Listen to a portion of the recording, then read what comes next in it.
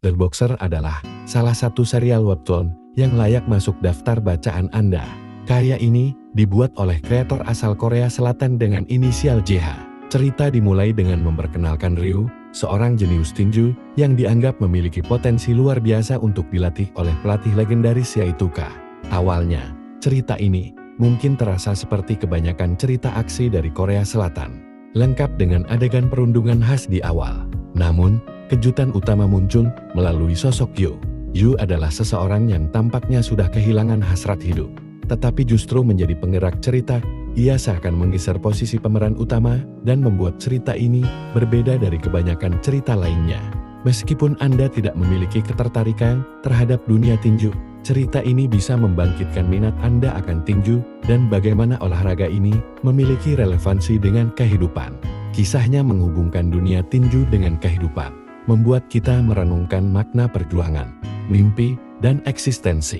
Banyak karakter akan diperkenalkan dengan latar belakang cerita masing-masing, yang membuat kita belajar untuk tidak menilai seseorang hanya dari satu sudut pandang saja. Sepanjang cerita, berbagai pelajaran dan pertanyaan eksistensial akan muncul. Antagonis dan protagonis seakan bertukar peran, memberikan nuansa yang lebih kompleks dan mendalam. Unsur spiritual dalam cerita ini juga cukup jelas dan menjadi daya tarik tersendiri. Selain itu, The Boxer tidak hanya fokus pada drama dan aksi, tetapi juga menawarkan humor segar sebagai jeda dari alur cerita yang intens. Bagian ending menjadi hal yang paling dinantikan oleh pembaca yang sudah mengikuti perjalanan karakter sejak awal.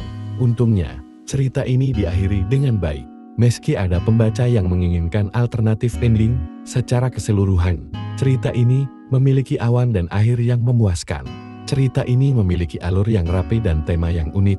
Emosi dari setiap karakter disampaikan dengan jelas dan tidak bertele-tele. Karakter yang unik serta komedi tak terduga menjadi hiburan tersendiri. Hal ini memberikan jeda dari cerita utama yang cenderung berat, terutama di bagian akhir. Setelah memberi banyak pujian, saya menyadari bahwa hampir tidak ada kekurangan fatal dalam cerita ini, atau mungkin saya melewatkannya. Namun, dalam setiap karya selalu ada aspek yang bisa ditingkatkan. Dalam kasus ini, artwork atau visualnya mungkin bukan favorit semua orang. Jujur saja, saya sempat berhenti membaca karena gaya gambarnya. Jika Anda tipe pembaca yang mementingkan visual dan fanservice, mungkin ini bukan pilihan terbaik.